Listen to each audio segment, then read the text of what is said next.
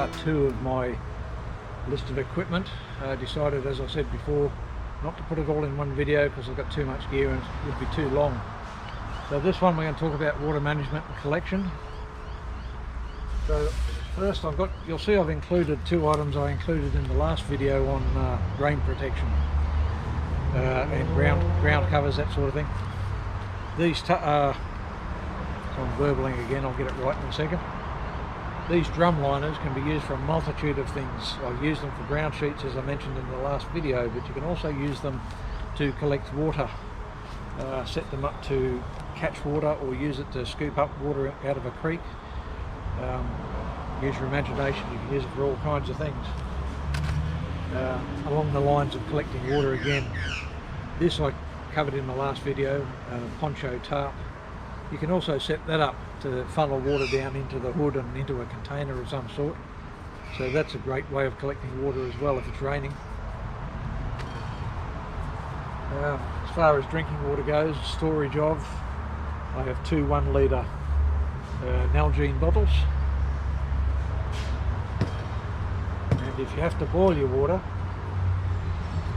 I've got 2 stainless steel containers I can boil water in. This one has a lid, both of which you can hang if you have to above a fire, or you can just sit it in the hot coals, whatever you want to do. Water storage and filtration, this covers both. This works like a coffee plunger. It's got a filter in the bottom. It's called the Grail GeoPress. You drink out of there, but you fill this up to this line, this outer container. Then this top section plunges into it, forces water up through that filter into the drinking compartment. So I used this a lot on my last trip. So still on water and on filtration. If you've got water that's really mucky, a lot of mud or whatever in it, the Banks bag, I'll take that out completely so you can see it in case you haven't. They used to call it a Millbanks bag. The Australian Army used them. Now they just call them a Banks bag. They don't have the chemical in it that they used to have. It's just a straight canvas bag. Made that shape for a reason. You fill it all the way up, hang it until the water level gets down to that line there. First you give the bag a good soak before you use it. But you fill it up, hang it. When the water level's down to there, they say that's sufficient time for the outside water to have drained off. Then you start collecting the water that's dripping from the bottom.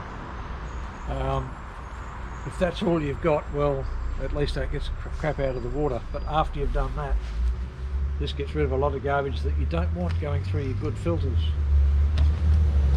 So I have the Sawyer water filtration system, Sawyer Squeeze, that comes with a kit.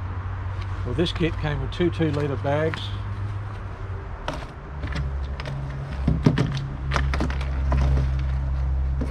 Also came with a 1-litre bag. There's 2 of these. You can fit these to a hose. Zip the bag there and squeeze that into something, or you can fit the filter directly to the end. They say this is good for 1,000 gallons, sorry, 1,000,000 gallons, something ridiculous. So on that you can just drink straight from that. You've got a pop top like a drink bottle, and when you finish with it, you take that off and you fill this with filtered water and you backflush the filter. Great system. I've used it a couple of times. Haven't used it a hell of a lot yet, but haven't been sick of anything yet either. So anyway, that's probably a bit of a short video, but that covers my water collection, filtration, storage, and next video will be about cutting tools. Thanks for watching.